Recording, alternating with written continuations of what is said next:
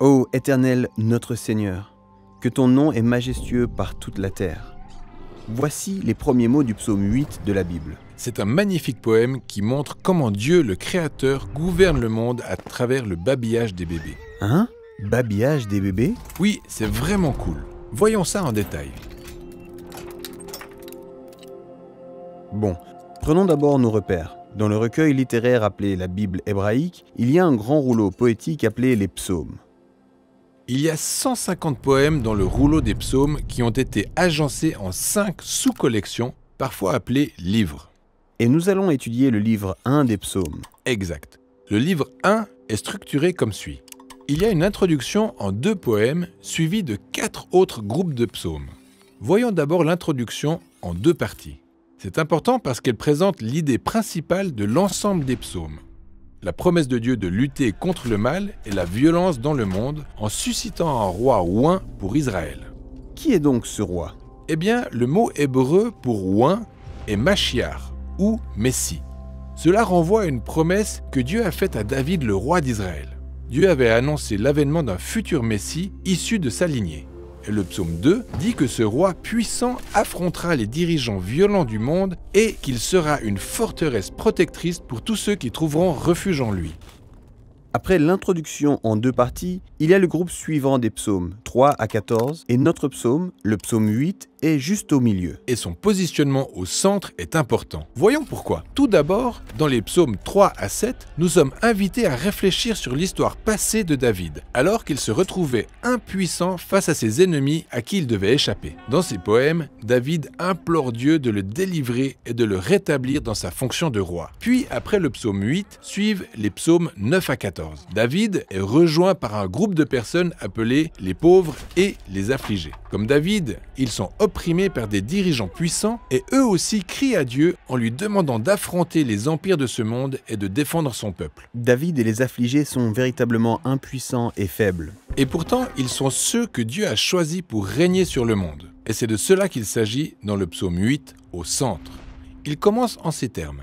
Yahweh, notre Seigneur, que ton nom est majestueux par toute la terre. Tu as établi ta splendeur au-dessus des cieux. Yahweh est le roi de la création et son pouvoir royal est visible partout. Ce premier vers est répété à la fin du psaume 8. Exact. Ça s'appelle une inclusion. C'est un signal informant le lecteur du thème clé du poème, la puissance majestueuse de Dieu qui baigne toute la création. Mais David et les affligés ne ressentent pas la puissance de Dieu pour le moment. Exact. C'est de cela qu'il est question dans le reste du poème. Il y a 2 sections parallèles. Dans la première, on nous présente un type de petite créature faible, une bande de bébés qui babillent. Par la bouche des enfants et des nourrissons, tu as fondé ta citadelle pour confondre tes adversaires et arrêter l'ennemi et le vindicatif.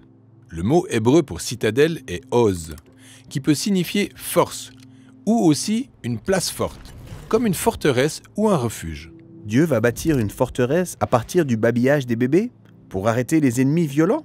Oui, c'est comme une énigme qui sera décryptée par la partie suivante du poème. Quand je contemple les cieux, ouvrage de tes mains, la lune et les étoiles que tu y as établies, qu'est-ce que l'humain pour que tu te souviennes de lui, et le fils d'un humain pour que tu prennes soin de lui? Ici, le poète réfléchit au récit de la création de Genèse 1 où figure ce contraste. En haut, Dieu installe les lumières célestes et toute leur splendeur. Puis, en bas, il forme les humains à partir de la terre. Oui, je comprends ça. En fixant le ciel en pleine nuit, on se sent si petit et insignifiant.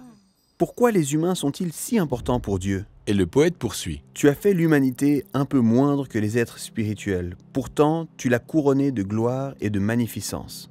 Dans la Genèse, Dieu élève les faibles petites créatures de la terre pour une tâche majestueuse, être son image qui régnera sur toute la création. Le poète a du mal à y croire.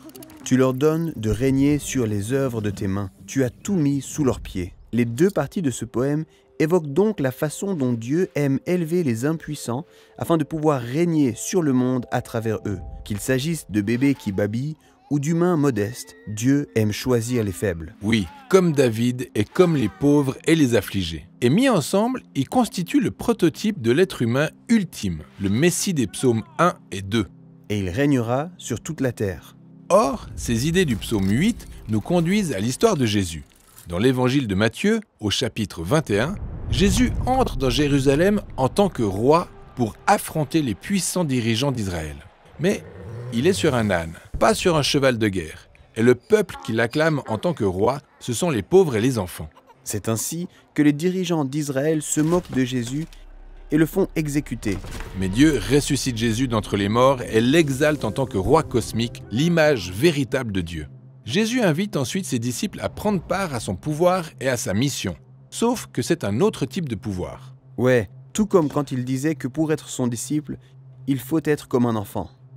Oui, c'est lorsque le peuple de Dieu se met au service des autres dans leur humilité et impuissance que le royaume et la puissance de Dieu se manifestent le plus. Oh Yahweh, notre Seigneur, que ton nom est majestueux par toute la terre.